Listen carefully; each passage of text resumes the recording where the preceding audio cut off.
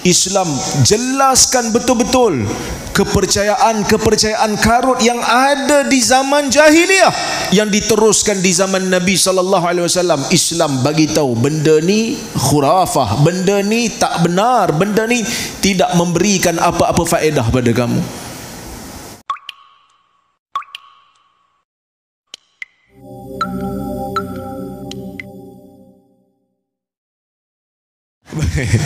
Cerita tentang khurafat. Khurafat seperti mana yang Dr. Zaitun sebut tadi ialah cerita yang diletakkan garam supaya ia menarik dan ia sedap untuk didengar. Dan khurafat ini, khurafah ialah satu perkataan yang telah ada daripada zaman dulu lagi. Ada sebahagian riwayat yang menyebutkan hadithu khurafah. Kan dikatakan ada seorang lelaki yang ditawan oleh jin, kemudian dia balik dan menceritakan perkara-perkara yang pelik, sehingga bila orang dengar cerita-cerita pelik lepas tu, terus orang kata ini cerita khurafat. Kan?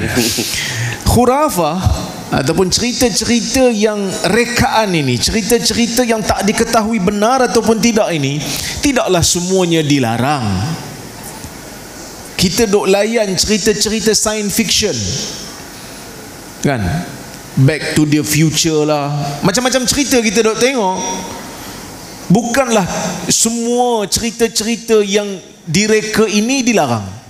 Kita dalam sejarah tradisi kita pun ada cerita Alfu Lail wa Laila, 1001 malam, kan?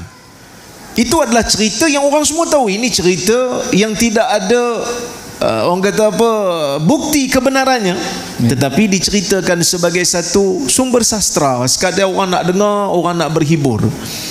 Tetapi bila khurafah ini membentuk satu kepercayaan, membentuk satu akidah, menyebabkan orang kata ini sebahagian daripada tuntutan agama, maka disitulah datangnya perbincangan yang hangat, yang panjang, kerana sebahagian daripada khurafah boleh membawa kepada syirik, boleh membawa kepada bid'ah, boleh membawa kepada kepercayaan karut. Maka sebab itu Islam dia memberikan beberapa perkara ataupun dia letakkan beberapa panduan kepada orang Islam supaya dapat membebaskan dirinya daripada khurafah yang membahayakan agamanya. Tapi kalau tak membahayakan agama, tak ada masalah. Sebab itu para ulama meletakkan kaedah dalam bab nak berinteraksi dengan Israiliyat. Israiliyat ni cerita orang-orang ahli kitab yang datang daripada golongan yang masuk Islam, yang asalnya mereka ini ahli kitab. Bila dia orang masuk Islam, adalah orang-orang Islam duk tanya, dulu dalam kitab-kitab terdahulu cerita macam mana? Jadi dia orang ni berdasarkan pengalaman, berdasarkan ilmu yang sebelum, mereka cerita. Ceritanya macam ni, ceritanya macam ni. Dan Nabi SAW sebut dalam sebuah hadis riwayat Imam Al-Bukhari, Nabi kata apa? Wa hadithu an ahli al-kitab wala haraj. Boleh cerita daripada cerita-cerita Israiliyat, daripada cerita ahli kitab, tak ada masalah. Dalam riwayat yang lain disebutkan la tusaddiquhum wa la tukadzibuhum.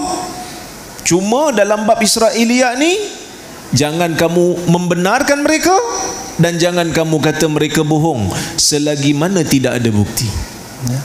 Jadi bila Islam datang, dia nak bersihkan manusia ni, dia nak jadikan manusia ni cerdik, dia nak jadikan manusia ni bijak.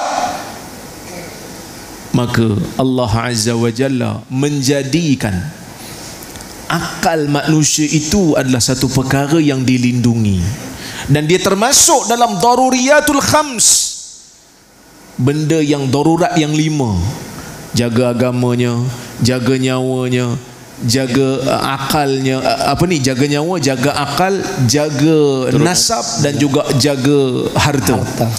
So jaga akal termasuk dalam daruriyat al-khams, dan dia terletak di antara daruri ataupun di antara perkara yang dilindungi oleh Islam. Oleh kerana itulah Islam tidak membenarkan manusia ini buat perkara yang boleh menghilangkan fungsi akalnya. Allah Azza wa Jalla mengharamkan kita minum arak. Kenapa dilarang minum arak? Dilarang itu sepakat ulama mengatakan illatuhul iskar, illahnya, faktor pengharamannya adalah disebabkan oleh kerana ia menghilangkan akal. Bahkan di dalam hadis Nabi SAW melarang orang-orang Islam ni untuk menyamakan diri dengan haiwan. Nak buktikan umat Islam, manusia yang namanya mukmin, yang menyembah Allah, bila mereka salat, jangan salat dengan gerakan seperti patukan ayam. Jangan bila salat, bila kamu sujud, kamu letakkan siku kamu di lantai seperti mana bentuk anjing. Kerana Nabi SAW nak bezakan kita daripada haiwan. Kamu bukan haiwan. Bahkan Allah Azza wa Jalla mencela orang-orang yang tidak menggunakan fikirannya, tak menggunakan jiwanya untuk memahami. Allah Ta'ala mengatakan walaqad dhara'na li jahannama katsiran minal jinni wal ins lahum qulubun la yafqahuna biha walahum a'yun la yubsiruna biha walahum adhan la yasma'una biha ulaika kal an'am balhum adall. Allah Subhanahu wa Ta'ala cela golongan yang tidak menggunakan akal dan jiwa untuk memahami. Allah Ta'ala kata sesungguhnya kami heret ke dalam neraka tu ramai daripada kalangan jin dan manusia. Lahum qulub, kami berikan kepada mereka jiwa. Tadi Ustaz cerita pasal akal, kenapa cerita pasal jiwa? Kenapa cerita pasal jantung? Kerana jantung itulah yang membuat keputusan berdasarkan nasihat yang diberikan oleh akal. Akal ni dia bagi nasihat pada jantung. Jantung ni ada dua nasihat, ada dua penasihat. Satu akal, satu nafsu. Ni saya sebut dulu. Dua penasihat, satu akal, satu nafsu. Nafsu ada kawan baik. Siapa kawan nafsu? Syaitan. Akal ada kawan baik. Siapa kawan baik bagi akal? Ilmu. Allah Azza wa Jalla menggalakkan kita menuntut ilmu untuk menguatkan akal tu, supaya nasihat yang diberikan oleh akal menjadi dominan kepada jantung. Untuk jantung dengar, oh betul, logik, oh betul, strong argument, maka dia akan terima. Tapi kalau fikiran kita akal tak ada, akal kita ilmu tak ada, maka kita nak bagi nasihat apa? Dia tak mampu nak memberikan nasihat yang baik. Maka pada ketika itulah syaitan akan menguasai nafsu, dan nasihat yang diberikan oleh nafsu itu lebih didengari oleh jantung. Jantung kata betul juga. Tapi bukanlah maknanya nafsu ni akan bisik benda yang tak elok je semata. Kadang-kadang dia bagi yang elok juga. Cuma dia sentiasa dipergunakan oleh syaitan. Kalau kita tak hati-hati, kita tak kuatkan akal, maka dalam keadaan tu biasanya akal akan tewas. Allah Subhanahu wa Ta'ala kata lahum qulub la yafqahuna biha, mereka ada jantung tetapi mereka tidak mahu memahami. Walahum a'yun la yubsiruna biha, mereka ada mata, mereka tidak mahu melihat. Walahum adhanun la yasma'una biha, mereka ada telinga tapi mereka tak mahu dengar. Mereka itu seperti haiwan, ternakan. Balhum adal, bahkan mereka lebih sesat daripada itu. Kerana apa? Kerana haiwan, walaupun mereka tidak mempunyai akal sebaik kita, tetapi mereka tetap taat kepada Allah. Pernah tengok lembu buat demonstrasi? Kami Persatuan Lembu-Lembu Sedunia nak buat demonstrasi. Sebab apa? Boring makan rumput. Ada? Tak ada. Lembu daripada awal sehingga ke akhir hayat makan rumput, tak pernah jemu. Dia tak pernah buat demonstrasi. Dia taat pada Allah Azza wa Jalla. Manusia nak menjadi selamat perlu menggunakan akal. Dan bukan hanya sekadar Allah Azza wa Jalla suruh kita pakai akal, Allah suruh kita perhati. Kerana mata dan telinga menjadi sumber bagi ilmu yang dipanggil sebagai empirical, supaya kita berfikir. Afala yanzuruna ilal ibili kaifa khuliqat. Allah Ta'ala sebut ketika turunnya ayat ni, Allah Ta'ala turunkan kepada orang Arab. Unta ni orang Arab tengok hari-hari. Allah Ta'ala suruh fikir. Tengok, fikir. Tengok dan fikir. Rupanya betul lah. Banyak sebenarnya kebesaran yang Allah Ta'ala tunjukkan pada penciptaan unta. Nak jadikan orang Islam ni suka berfikir, suka berfikir, suka berfikir. Dan apabila mereka berfikir, akal mereka menjadi tajam, akal mereka menjadi cerdas. Mereka tak mudah untuk terima berita-berita, cerita-cerita yang tidak ada sumber. Maka datanglah satu ayat, Allah Ta'ala suruh tabayyun. Ya ayyuhalladzina amanu in ja'akum fasiqun binaba'in fatabayyanu. Wahai orang-orang yang beriman, bila seorang fasik datang membawa berita, membawa cerita, hendaklah kamu semak. Datang satu tuntutan untuk semak berita, untuk semak cerita. Walaupun ramai di kalangan ulama kata ini sumber untuk cek status hadis, tetapi ayat ni umum. Dia bukan hanya untuk hadis, dia untuk semua cerita. Dalam riwayat sirah, Nabi SAW pernah bertanya kepada seorang Yahudi. Ketika mana Nabi SAW menguasai Khaybar, Nabi tawan satu orang Yahudi. Kerana sebelum tu Nabi dah berperang dah dengan orang Yahudi Bani Nadir. Waktu tu Nabi kata mereka tewas. Nabi kata kamu boleh keluar. Nabi halau mereka. Kamu boleh bawa kelengkapan yang boleh dibawa oleh unta kamu je. Tapi semua harta-harta yang lain yang berbentuk dinar dan dirham tinggal sebagai harta rampasan perang. Kerana mereka telah tewas dalam peperangan. Tapi orang Yahudi ni, ada seorang tu, dia ambil satu bekas, dia ambil harta Huyai bin Akhtab, dibawa lari pergi ke Khaybar. Jadi bila Nabi SAW sampai dekat Khaybar dan Nabi berjaya buka kota Khaybar, Nabi SAW panggil orang ni, mari sini. Dia ditawan. Nabi tanya, mana harta Huyai bin Akhtab yang kamu bawa lari? Mana harta tu? Maka dia kata apa?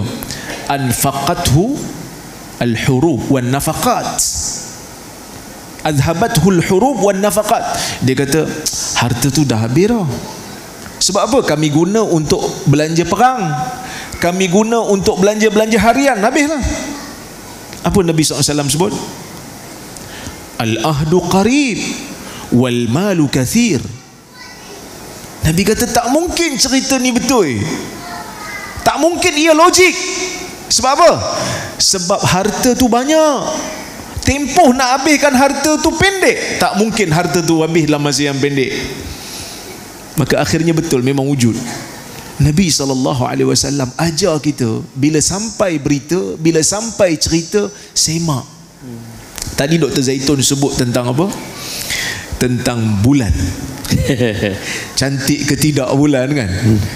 Kita tengok bulan, cantik tak bulan? Bulan cantik kan? Itu kalau tengok daripada jauh. Betul tak? Kalau tengok dekat-dekat, ambil teleskop, tengok dekat-dekat, bulan tak cantik, bulan berlopak. Kan? Muka Amin lagi licin daripada bulan. Dia buat contoh. Nak bagi tahu apa dia? Nak bagi tahu cerita-cerita yang datang kat kita ni, kadang-kadang kita dengar, kita rasa macam, ui hebatnya, betul, kita rasa macam terpesona dengan cerita tu. Kan? Ada orang cerita Habib Fulan hafal 100,000 hadis. Kita dengar, hebatnya. Tapi bila baca, hadis palsu juga. Dalam tu. Hadis sahih ni, hadis sahih, kitab sahih yang paling besar yang dikumpul di zaman ni, ialah yang ditulis oleh Syekh Al-A'zami, Al-Jami' Al-Kamil. Tak sampai 100,000 pun. Jadi kita pun kena tanya, 100,000 yang hang cerita kata Habib hang hafal 100,000 ni, hadis mana? Ke dia hafal hadis palsu sekali? Jadi kena semak lah. Sebab tu dengar cerita daripada jauh nampak cantik, nampak hebat, macam bulan. Daripada jauh nampak cantik, nampak indah, nampak cerah, nampak putih. Sebab apa? Sebab dia duduk di langit yang gelap, yang lain tak mampu untuk lawan dia. Tapi kalau kita ambil teleskop, kita teropong, kita nampak banyak lopak, banyak longkang. Betul tak? Kena semak berita, kena semak cerita. Cerita seorang-seorang atas pentah, wali ni tuan-tuan, kencing dekat batu, batu jadi emas. Pakcik-pakcik dengar, Masya Allah, kenapa Habib tak jadi Habib jual? Kalau dah kencing dekat batu jadi emas, patut Habib boleh jadi Habib jual. Tapi tak jadi juga. Guna akal kita, guna fikiran kita yang waras untuk semak dan kaji. Itulah yang disuruh oleh agama. Dan Islam bukan hanya sekadar suruh kita guna akal, bukan hanya sekadar suruh kita semak berita. Islam jelaskan betul-betul kepercayaan karut yang ada di zaman jahiliyah yang diteruskan di zaman Nabi SAW. Islam bagi tahu benda ni khurafah, benda ni tak benar, benda ni tidak memberikan apa-apa faedah pada kamu.